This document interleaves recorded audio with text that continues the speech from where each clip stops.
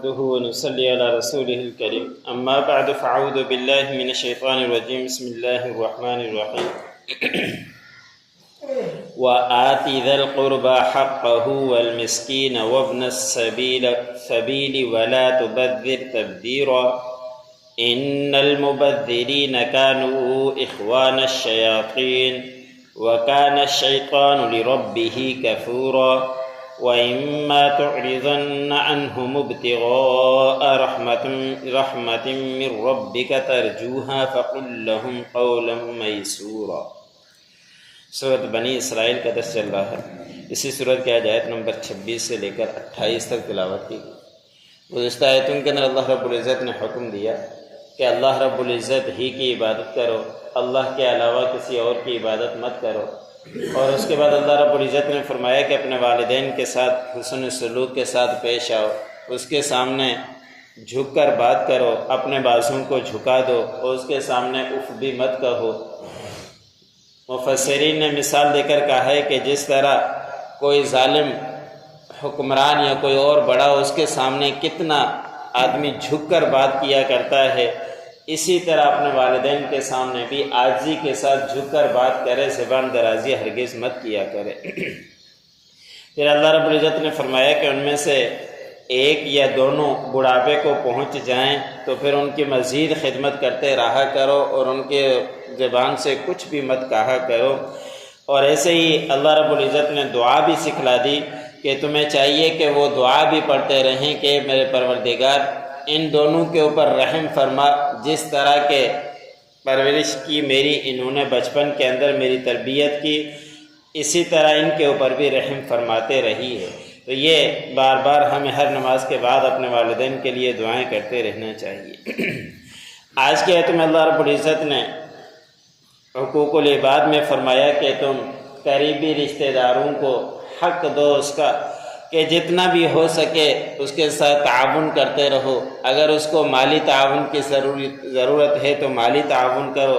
یا اس کو افرادی ضرورت ہے تو افرادی جس طرح کی بھی ضرورت ہو قریبی رشتہ دار کی، تو اس کا حق ادا کرنے کی آپ لوگوں کی ذمہ داری ہے۔ دور کے بجائے جو قریب کو اگر حق ادا کیا جاتا ہے تو اس کا دوہرا اجر ملتا ہے۔ اس لیے اللہ رب العزت نے فرمایا کہ جو تمہارے قریبی رشتہ دار ہیں اور مستحق ہیں اس کے حقوق کی ادائیگی تمہارے ذمہ ہیں، اس کے حقوق کی ادائیگی کرو۔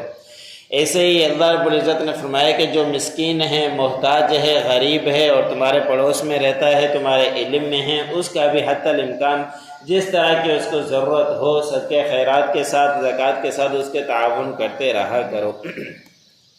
ایسے ہی اللہ رب العزت نے فرمایا کہ جو مسافر ہیں، کہیں راستے میں اٹک گیا ہے، پھنس گیا ہے، اب اس کے پاس ضروریت کے رقم بھی نہیں ہے، یہاں تک شرعی حکم ہے کہ مسافر کے اپنے علاقے کے اندر بہت بڑی رقم موجود ہے، لیکن جب مسافر حالت میں ہے تو اس کے پاس کچھ بھی نہیں تو اس کو زکوٰۃ دینا بھی جائز ہے۔ اس لیے اگر کوئی مسافر راستے میں اٹک جائے اور وہ محتاج بھی ہو، ضرورت مند بھی ہو، اور آپ کو علم بھی ہو کہ وہ ضرورت مند بھی ہے، مسافر بھی ہے، تو اس وقت اس کے حقوق کی ادائیگی بھی کرنے کا اللہ رب العزت نے حکم بیان فرمایا ہے۔ اس کے بعد اللہ رب العزت نے فرمایا کہ یہ کام تو کرو لیکن بے جا اپنے مال کو مت اڑاؤ، فضول خرچیاں ہرگز مت کیا کرو۔ پھر اللہ رب العزت نے تنبیہ بیان فرمائی کہ جو فضول خرچی کرنے والا ہے وہ شیاطین کے بھائی ہوا کرتے ہیں، کہ جس طرح شیاطین نافرمان ہیں، نہیں مانتے، تو اس لیے جو فضولیات کے اندر مال کو بے جا خرچ کرتے ہیں وہ بھی شیطان کے بھائی ہیں، وہ بھی ایک طرح سے نہیں مان رہے۔ اللہ رب العزت نے مال دیا ہے، اس کو صحیح راستے کے اوپر خرچ کرنا ہماری ذمہ داری ہے۔ بے جا خرچ کریں گے تو اللہ رب العزت کے ہاں چل کر حساب دینا ہے۔ مفسرین نے یہاں دو باتیں لکھی ہے کہ ایک لفظ تبذیر اور دوسرا لفظ اسراف، دونوں کو اللہ رب العزت نے قرآن پاک کے اندر بیان فرمایا ہے۔ اسراف یہ ہے کہ جہاں ہمیں ضرورت ہے خرچ کرنے کی کرنی پڑتی ہے، وہاں پہ اگر زیادہ خرچ کریں گے وہ اسراف کے اندر داخل ہے، کہ کہیں پہ ہمارا کام 50,000 میں ہو جائے گا تو ہم فضولیات کاموں کے اندر لگ کر 1 لاکھ روپے خرچ کر رہے ہیں، یہ اسراف ہے، یہ بھی نہیں کرنا چاہیے۔ تبذیر یہ ہے کہ جہاں خرچ کرنا ہی جائز نہیں تھا وہاں پہ خرچ کرنا، یہ تبذیر کہلاتا ہے۔ دونوں چیزوں سے اپنے آپ کو بچانا چاہیے۔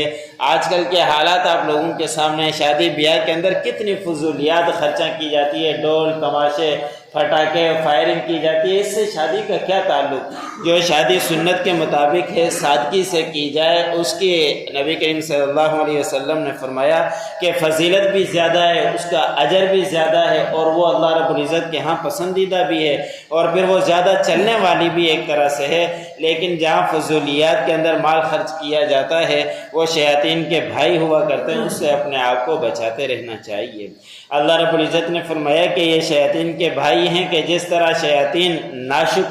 شیطان ناشکرا تھا، نافرمان تھا، ایسے ہی یہ نافرمان ہے اور ناشکرے ہیں۔ اگلی آیت کے اندر اللہ رب العزت نے فرمایا کہ اگر تم سے کوئی سوال کرنے آ جائے اور تمہارے پاس اس وقت کوئی چیز نہ ہو، اور تم اپنے پروردگار کی رحمت کی امید میں بھی ہو کہ اللہ رب العزت نواز دے گا تو میں دے دوں گا، تم اس سے اعراض کرنا چاہتے ہو تو اس سے غصے کا اظہار مت کرو، اس کو مت جھڑکو، اس کو پیار کے ساتھ نرمی کے ساتھ سمجھا دو کہ ابھی میرے پاس نہیں ہے، کچھ وقت کے بعد تنخواہ ملے گی یا کوئی آبادی آئے گی یا کوئی اور ہوگا تو اس وقت آ کے مجھ سے لے لینا، ابھی میرے پاس نہیں۔ اس کے نرمی کے ساتھ اس کو سمجھانے کا حکم دیا ہے۔ ہرگز اس کو مت جھڑکو کہ تم سے سوال کرنے آیا اور تم اس کے سامنے غصے کا اظہار کرو، یا آپ صلی اللہ علیہ وسلم کے حکم کے ساتھ ساتھ اب ہم تمام کے لیے یہ حکم ہے، اگر دینا ہے تو اس کو دیں، اگر نہیں دینا تو اس کو پیار محبت کے ساتھ سمجھا دیں، اس کو ہرگز مت جھڑکیں۔ وَآتِ ذَا الْقُرْبَى حَقَّهُ وَالْمِسْكِينَ وَابْنَ السَّبِيلِ، اور دو قریبی رشتہ داروں کا حق اور مسکین کا جو محتاج ہے اس کا، اور ایسے ہی مسافر کو بھی اس کا حق دو۔ وَلَا تُبَذِّرْ تَبْذِيرًا، اور بے جا مال کو خرچ مت کرو، بے جا مال خرچ کرنا۔ إِنَّ الْمُبَذِّرِينَ كَانُوا إِخْوَانَ الشَّيَاطِينِ، بے شک فضول خرچ کرنے والے، بے جا خرچ کرنے والے وہ شیاطین کے بھائی ہوا کرتے ہیں۔ وَكَانَ الشَّيْطَانُ لِرَبِّهِ كَفُورًا، کہ بے شک شیطان اپنے پروردگار کا ناشکرا اور نافرمان تھا۔ وَإِمَّا تُعْرِضَنَّ عَنْهُمُ ابْتِغَاءَ رَحْمَةٍ مِّن رَّبِّكَ، اگر آپ اعراض کرنا چاہیں ان سے اور اپنے پروردگار کی رحمت کو تلاش کرتے ہوئے، ترجوہا، جس کی آپ کو امید ہے کہ کچھ وقت کے بعد مال آ جائے گا، فَقُل لَّهُمْ قَوْلًا مَّيْسُورًا، پس کہیے ان سے نرم بات۔ جو